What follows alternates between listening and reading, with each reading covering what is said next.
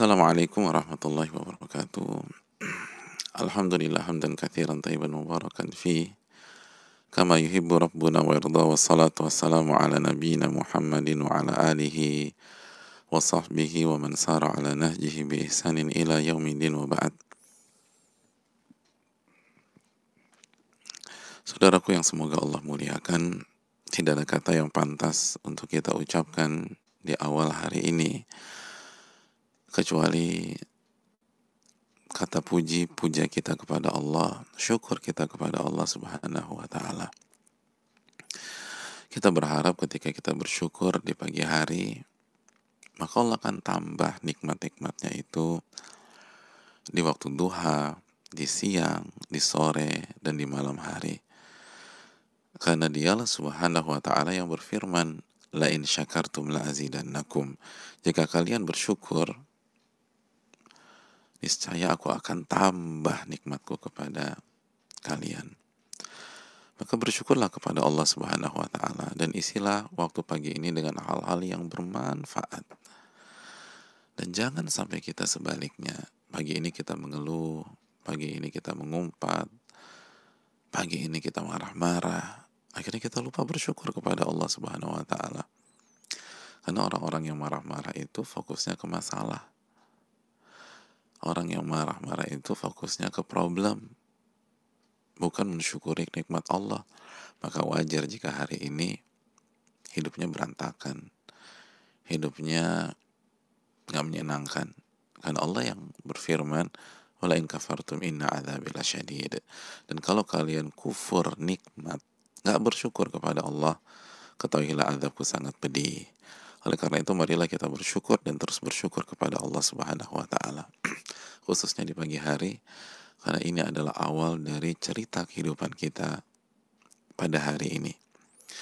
Selanjutnya salawat dan salam semoga senantiasa tercurahkan kepada junjungan kita Nabi kita Muhammadin sallallahu alaihi wasallam beserta para keluarga, para sahabat dan orang-orang yang istiqomah berjalan di bawah naungan sunnah beliau sampai hari kiamat kelak.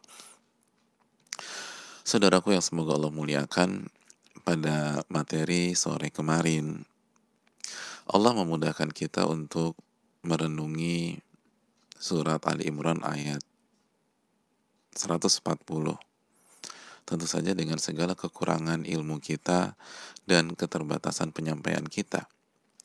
Tapi di ayat itulah kita tuh dibuka sama Allah Subhanahu wa taala bahwa terjadinya perubahan kondisi secara drastis atau khususnya secara drastis, apalagi secara masif, secara makro seperti hari ini, secara bersamaan di berbagai macam belahan dunia, bukan hanya di RT kita, bukan hanya di RW kita atau di kelurahan kita, tapi di mana-mana.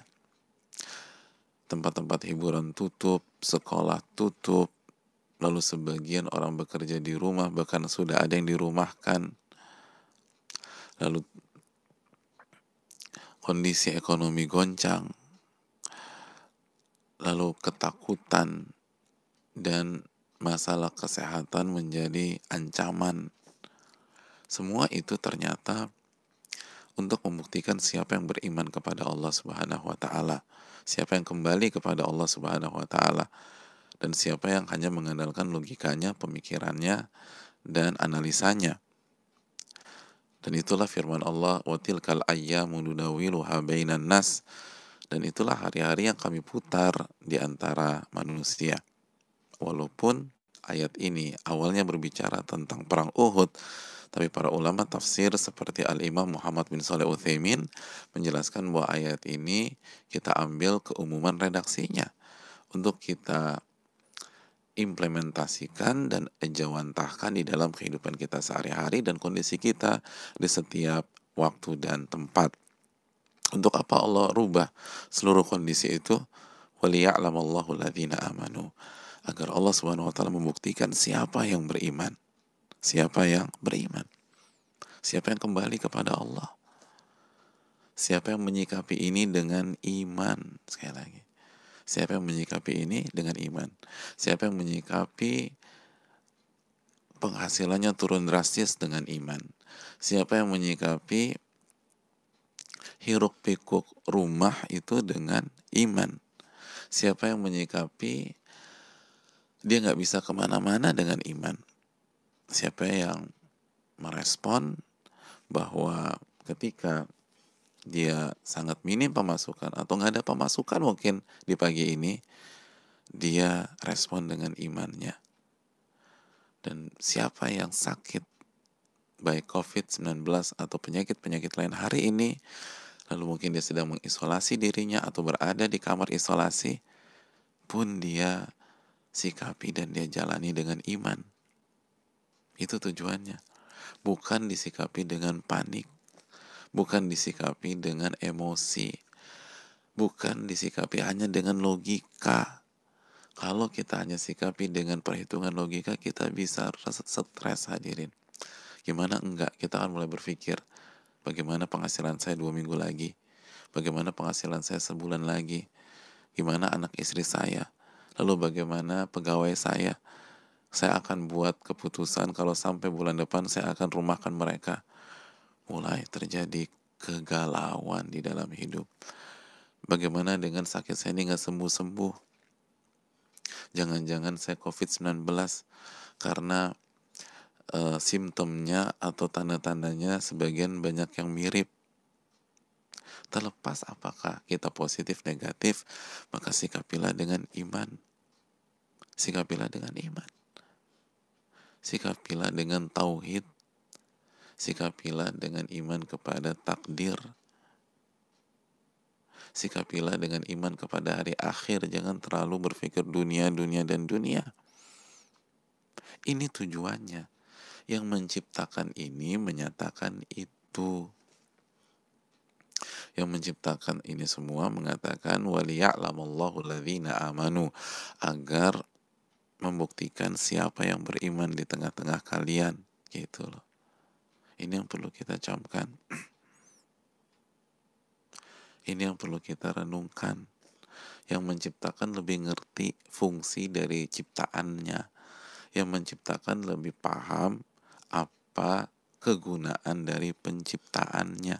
Ini yang harus kita camkan. Kita ini jangan sok tahu. Yang menciptakan lebih ngerti. Yang menciptakan lebih ngerti. Maka baca keterangan dari yang menciptakan. Gitu hadirin. Kalau diantara kita misalnya punya iPhone 11, maka Apple lebih ngerti itu tujuan fitur-fiturnya apa. Bagi kita yang punya misalnya S10, S atau S20, itu baca keterangan Samsung. Samsung tuh lebih ngerti. Dan semuanya. Yang lagi pakai Oppo itu baca keterangan Oppo. Oppo tuh lebih ngerti kegunaan itu handphone. Yang punya Huawei dan seterusnya, itu baca keterangannya. Jangan sok tahu. Itu kaidah sederhana. Jangan tuh handphone beli mahal-mahal dipakai buat ngulek. Nggak akan efektif. Tapi bisa Ustadz, ya bisa, tapi nggak efektif gitu loh. Kalau mau ngulek beli ulekan, jangan pakai handphone Anda. Handphone Anda itu dibuat oleh penciptanya itu untuk sebuah tujuan, biar efektif, biar maksimal, biar urusan kita lancar. Dengan tuh alat, baca tujuannya dan aturannya. Ini kan hal sederhana. Kenapa manusia itu begitu ilmiah kalau hanya untuk 1-2 alat kecil, tapi begitu aneh dan gak ilmiah ketika menyikapi kehidupannya secara dalam dan secara jauh. Kok aneh Ustadz? Iya, akhirnya kita pakai logika kita semata. Pakai logika penting. Siapa yang mengatakan logika itu nggak penting? Sangat penting. Tapi untuk menangkap semua yang terjadi dan kita yakin ini semua takdir Allah dan ciptaan Allah, itu kan iman kita kepada takdir. Ya udah, cek apa tujuan dari penciptanya, kan gitu. Oh ternyata yang menciptakan ini semua ingin membuktikan iman kita, berarti kita harus bersikap, bermain, berperan sebagai orang-orang yang beriman, bukan sebagai orang yang panik, bukan sebagai orang yang stres, bukan sebagai orang yang hanya bermain pemikiran dan analisa. Analisa itu digunakan, pemikiran itu diterapkan, tetapi harus dalam kontrol dan cahaya iman. Nah, saudaraku yang Allah muliakan, ketika kita sepakat dengan konsep ini, nah, orang-orang beriman itu sikapnya seperti apa sih? Kalau kita bicara tentang ini, maka pembicaraan sangat panjang. Tapi coba kita pilih keterangan para ulama kita yang berkaitan dengan kondisi kita sekarang. Di pertemuan yang lalu kita sempat menyampaikan keterangan dari Ubay bin Ka'ab, tapi belum selesai. Ya, sosok ini kita pilih untuk menjelaskan profil orang beriman karena cocok dengan kondisi kita hari ini. Di sisi lain, profil beliau nggak diragukan. Ubay bin Ka'ab, nama besar. Gelarnya itu bukan LC lagi, bukan MA, bukan doktor. Sebagian ulama-ulama klasik kita mengatakan Sayyidul Muslimin.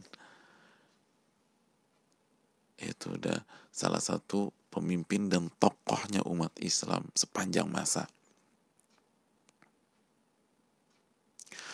Sebagian ulama-ulama kita mengatakan beliau itu Sayyidul Qurra, pemimpinnya para qori Al-Quran, pemimpinnya ahli Al-Quran. Allahu Akbar. Pemimpinnya ahli Quran. Umar bin Khattab radhiyallahu taala anhu mengatakan, barang siapa yang ingin belajar Al-Quran, ke Ubay bin Ka'ab. Masya Allah. Ke Ubay bin Ka'ab. Barang siapa yang ingin mempelajari Al-Quran, belajar dari Ubay bin Ka'ab.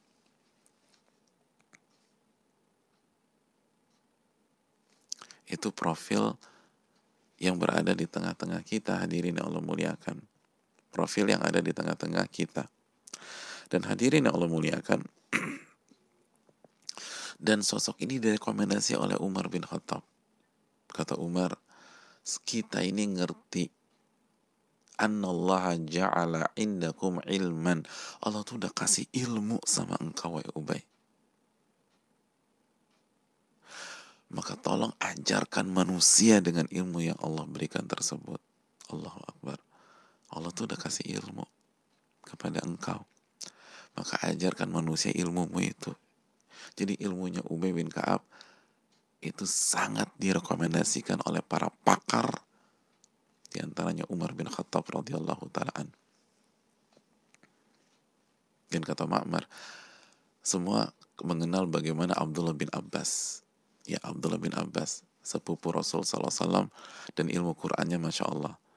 Kata para ulama, bahwa ilmunya Abdullah bin Abbas itu dari 3 sosok. Di antaranya Ubay bin Ka'ab. Di antaranya Ubay bin Ka'ab radhiyallahu ta'ala. Duanya Umar dan kalau nggak salah Ali bin Abi Thalib radhiyallahu ta'ala anhuma. Jadi Ubay bin Ka'ab ini sosok di balik ilmunya Abdullah bin Abbas. Jadi nggak diragukan lagi. Nah, seperti apa sih orang beriman? Dalam pandangan beliau, dengan ilmu beliau yang begitu luas tersebut. Karena ingat, hari-hari ini kita diminta untuk bersikap sebagai orang beriman. Ini pembuktian iman.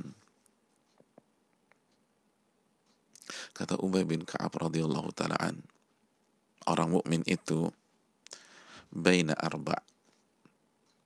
Hidupnya itu di antara 4 hal. Udah muter-muter di situ aja, kata Ubay bin Ka'ab. Jadi orang beriman itu hidupnya baina arba'. Udah muter-muter di 4 kondisi tersebut. Kalau nggak ini, itu. Kalau nggak itu, ini. Jadi kalau nggak kondisi pertama, kondisi kedua. Kalau nggak kondisi kedua, kondisi ketiga. Kalau nggak kondisi ketiga, kondisi keempat. Udah, begitu.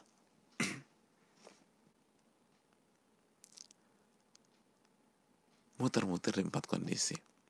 Itu gambaran beliau secara global. Kondisi pertama, idza btuliya sabar. Jika dia sedang ditimpa musibah, dia bersabar. Ketika dia ditimpa sakit, dia bersabar. Ketika dia di PHK, dia bersabar.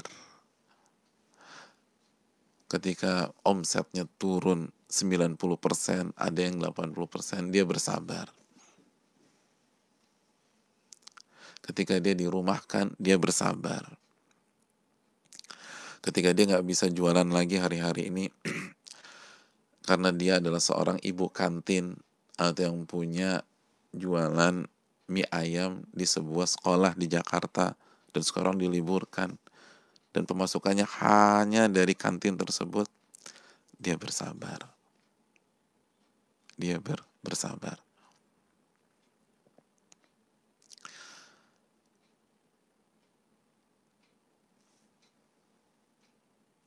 Disikapi dengan sabar. Dan ketika dia positif COVID-19 atau penyakit-penyakit lain, dia bersabar. Dia bersabar.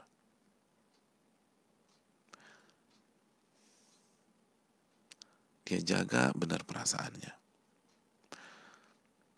Dia tahan gejolak. Sabar itu secara bahasa imsak, saudaraku. Menahan diri kita, emosi kita, amarah kita, agar kita tetap di jalan Allah Subhanahu wa Ta'ala. Kita kontrol itu semua. Jangan dilepas. Jangan dilepas. Tapi ini berat, Ustaz. Setuju.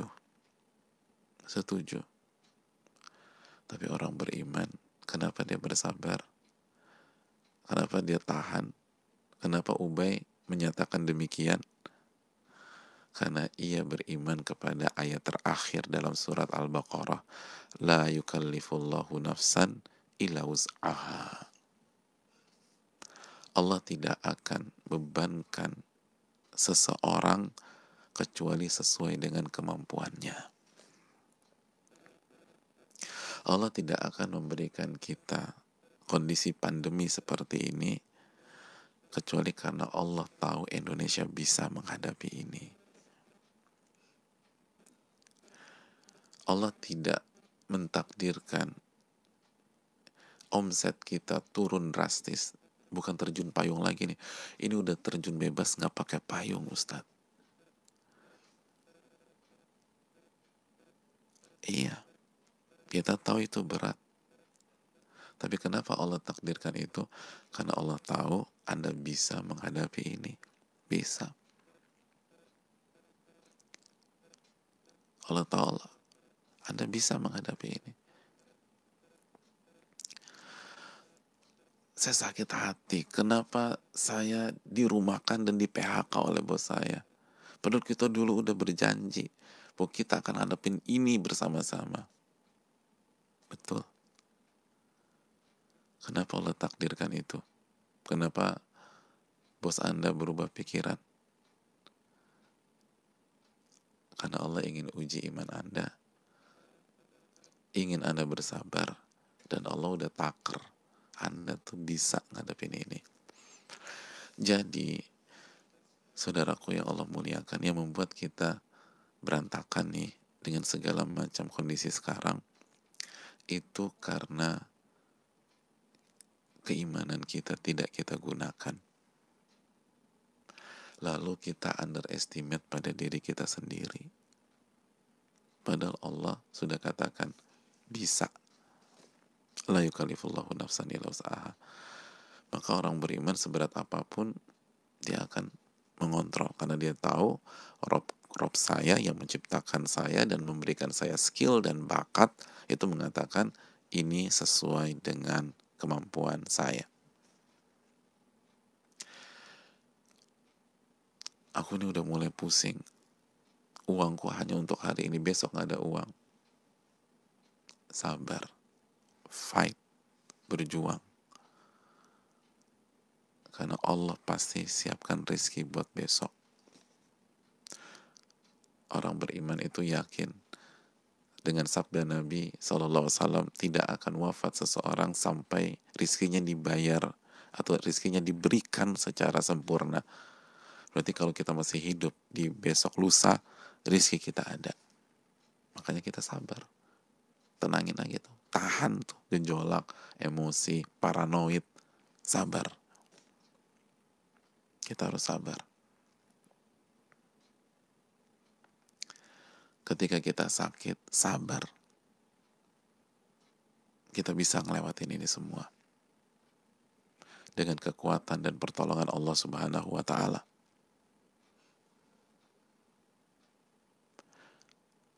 Sabar, ini satu-satunya solusi. Iman itu satu-satunya solusi. Ini ujian keimanan. Lalu salah satu bentuk kesabaran, sabar dalam menjalani himbauan pemerintah, melakukan jaga jarak fisik sosial, atau yang biasa dikenal social distancing atau physical distancing, jaga jarak. Lalu sabar dalam pakai masker, pakai hand sanitizer, dan niatkan untuk bertakarub kepada Allah, melakukan tindakan preventif. Kan itu semua butuh kesabaran. Ini kan kita lagi dikasih musibah sampai kita harus pakai masker, pakai hand sanitizer, dan lain-lain. Emangnya nyaman apa pakai masker? Nggak ada enak-enaknya. Kalau bagi saya ya. Emangnya gampang disiplin pakai hand sanitizer? Atau disiplin cuci tangan? Susah. Sabar. Orang beriman itu bermain dengan cara demikian. Sabar. Dan ketika mereka melakukan itu, pakai hand sanitizer, cuci tangan, lalu pakai masker kalau mereka keluar dan berinteraksi, mereka bukan paranoid, tapi mereka lakukan itu karena mereka berusaha membuktikan imannya, dan orang beriman itu sabar di atas jalan Allah Subhanahu wa Ta'ala. Dan dia bertekad seberat apapun kondisi ke depan dan di hari esok, dia tidak akan melakukan hal-hal maksiat. Itu sabar tuh, kata Ubay bin Ka'ab. Dia nggak akan memperkeruh kondisi dan suasana. Dia nggak akan ambil harta dengan cara yang haram. Dia nggak akan nyuri, dia nggak akan nyolong, dia nggak akan ngerampok, dia nggak akan ngejarah. Apalagi dia nggak akan buat kondisi jadi chaos. Dia tetap jaga kondisi.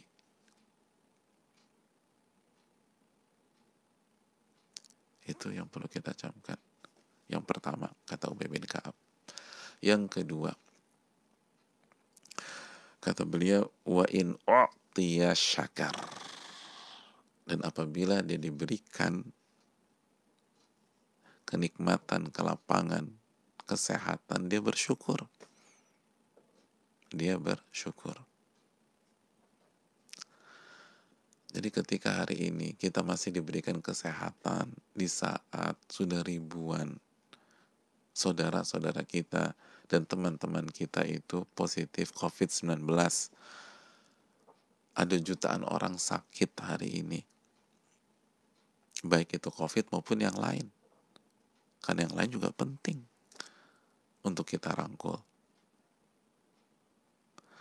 Maka kita bersyukur, bukan leha-leha, bukan leyeh-leyeh, bukan sibuk segala macam. Anda bersyukur. Jangan sampai Anda kufur nikmat Allah cabut, baru Anda merengek dan nangis. Mumpung masih ada, bersyukur. Syukuri nikmat ini. Kayaknya besok aku gak punya uang deh, tapi Anda masih sehat gak? Iya, syukurin. Bersyukur. Itulah cara kita keluar dari pandemi ini, dengan banyak bersyukur. Dan nanti kita akan ada sesi khusus insya Allah ta'ala. Karena Allah yang mengatakan, la in syakartum la azidannakum. Jika kalian bersyukur, aku akan tambah nikmat tersebut. Kita syukur ini, kita dikasih sehat kemarin. Jadi kita bersyukur banget tadi malam dan pagi ini. Maka hari ini Allah akan tambah tuh. Kita bersyukur masih ada uang, walaupun sedikit. Syukuri. Gunakan untuk ketaatan. Jangan gunakan untuk maksiat atau hal-hal mubah yang berlebih-lebihan. Daripada hal-hal mubah, daripada kuota kita habis nggak jelas, mendingan tuh uang kita sumbangin. Kita sumbangin untuk donasi APD misalnya. Kita kasih orang-orang kecil yang lewat depan rumah kita, daripada habis buat kuota nggak jelas.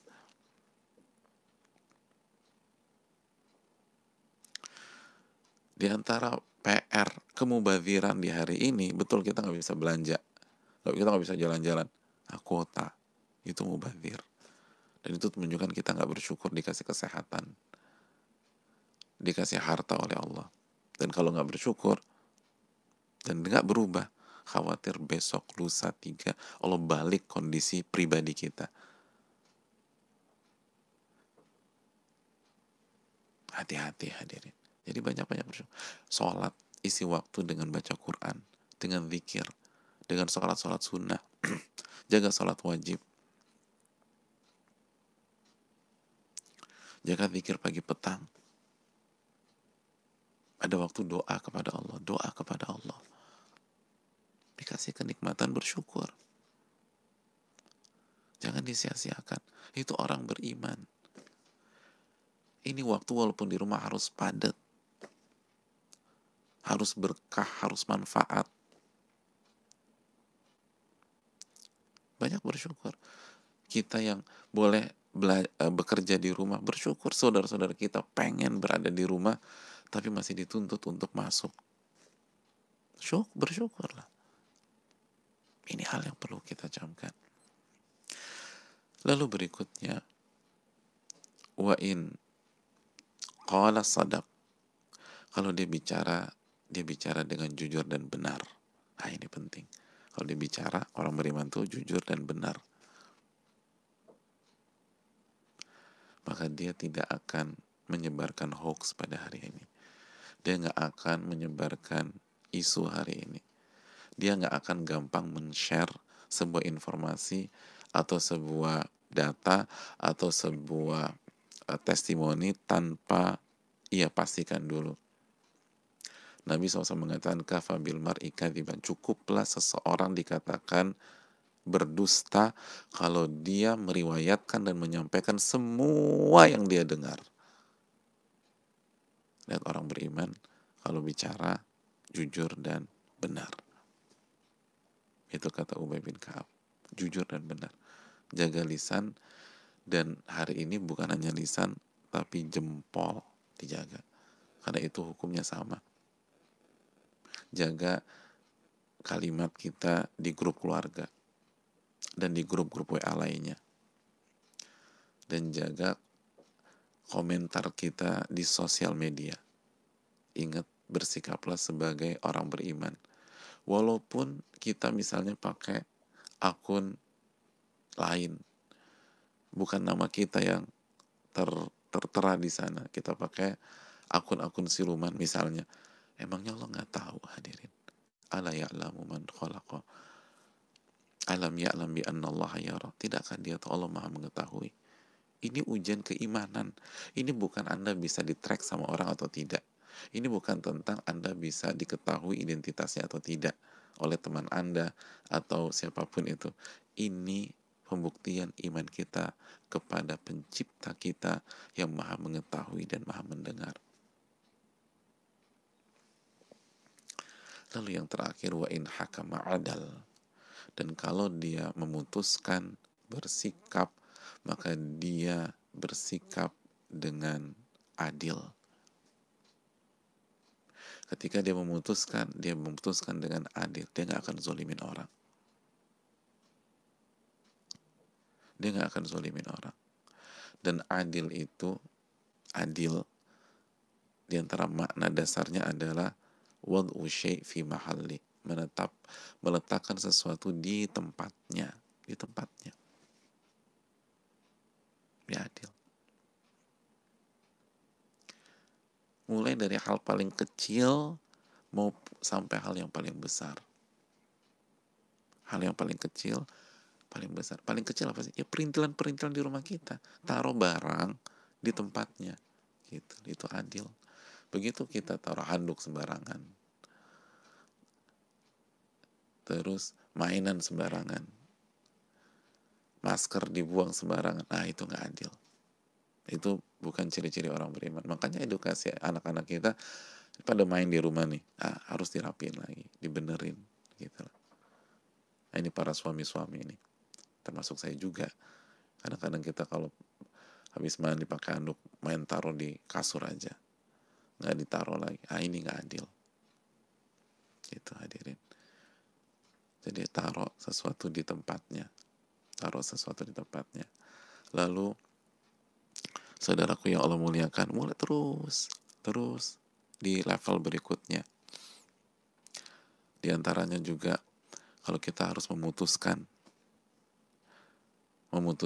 misalnya tutup usaha, atau keputusan ini pegawai kita rumahkan, masih kita gaji apa enggak nih?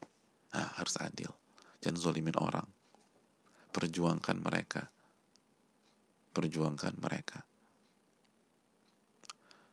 Lebih baik kita korban barang daripada kita korbankan mereka dan keluarga mereka. Selama kita mampu, tentu saja. Selama kita mampu.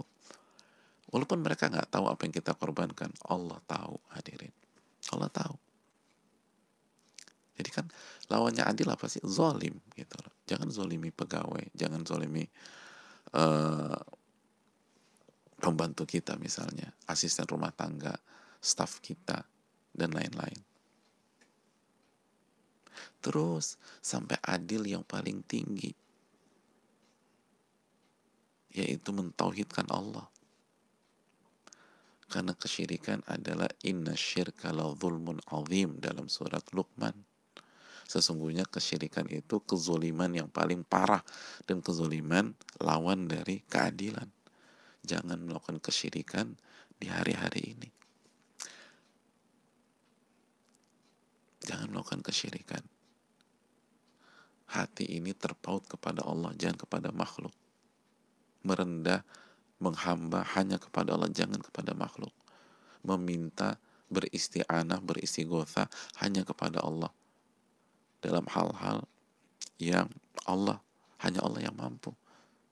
Kalau minta tolong hal-hal yang manusia mampu bisa, tapi isti'anah, apalagi istighotsah, itu minta kepada Allah Subhanahu wa taala. Maka itulah orang-orang yang beriman sebagaimana dikatakan Ubay bin Ka'ab. Oleh karena itu saudaraku, marilah kita isi hari-hari ini dengan iman. Ingat, hari-hari ini gak mudah, tapi sikapi semuanya, kondisi di rumah, hiruk pikuk di rumah, kondisi usaha kita, lalu pemasukan kita, dengan iman, bukan dengan emosi dan kegalauan. Gak ada ayat yang nyuruh kita menyikapi ini semua dengan emosi. Gak ada ayat yang meminta kita menyikapi ini semua dengan amarah. Gak ada ayat yang meminta kita menyikapi ini semua dengan kegalauan. Tidak ada ayat yang memerintahkan agar kita menyikapi ini semua dengan pesimis dan putus asa. Yang ada adalah buktikan iman kita di hari-hari ini, dan optimislah. Kalau kita bisa buktikan iman kita, yaj'allahu makhraja wa yarzuqhu min haitsu la yahtasib. Allah akan berikan solusi dan Allah akan berikan rizki dari arah yang tidak pernah kita duga sebelumnya. Ini bisa disampaikan. Terima kasih banyak. Subhanakallahumma hamdik, asyhadu an la ilaha illa anta, astaghfiruka wa atubu ilaik. Dan insyaallah kita akan belajar bareng lagi nanti sore jam 4:30 jika Allah izinkan dan Allah berikan pertolongan kepada kita. Assalamualaikum warahmatullahi wabarakatuh.